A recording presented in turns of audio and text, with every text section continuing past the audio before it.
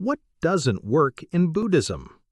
Today we will dive into a reflection on one of the oldest and most widespread philosophies and religions in the world, Buddhism. As in any spiritual path or doctrine, it is essential to take a critical and honest look to understand what sometimes does not work or presents challenges in the practice of Buddhism. It is crucial to emphasize that the problem rarely lies in the essential teachings of the Buddha. The failure often is in the interpretation and application of these teachings by practitioners.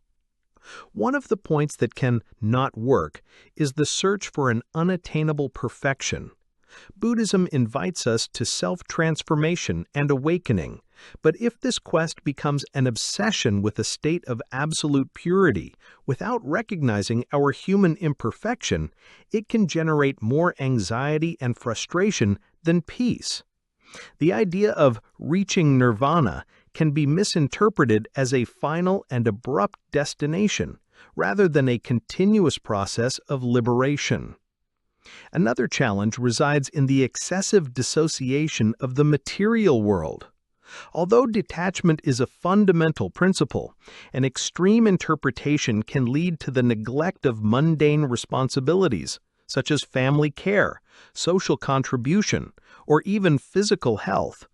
The Buddha taught the middle way, which seeks balance, not a complete and irresponsible renunciation of the world.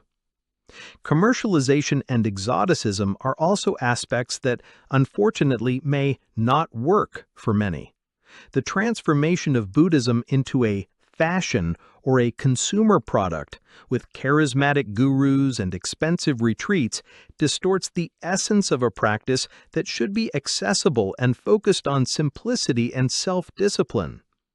The search for mystical experiences without the proper basis in ethical study and practice can be empty. In addition, the passive interpretation of suffering is a delicate point. Although Buddhism acknowledges the existence of suffering, dukkha, it also offers a way to overcome it through understanding its causes and cessation of attachment. A fatalistic or resigned reading of suffering without actively seeking ways to alleviate it, either in oneself or in others, does not reflect the intrinsic compassion to Buddhism. Finally, the lack of discernment regarding different schools and traditions can confuse the practitioner. Buddhism is vast and complex, with many different strands. Blind adherence to a single school or rejection of others without in-depth study may limit individual understanding and experience. In short, what doesn't work in Buddhism is often the human failure to understand it and live it in a balanced, authentic, and compassionate way. The teachings of the Buddha continue to be an inexhaustible source of wisdom for anyone seeking inner peace and liberation from suffering. Leave your opinion in the comments.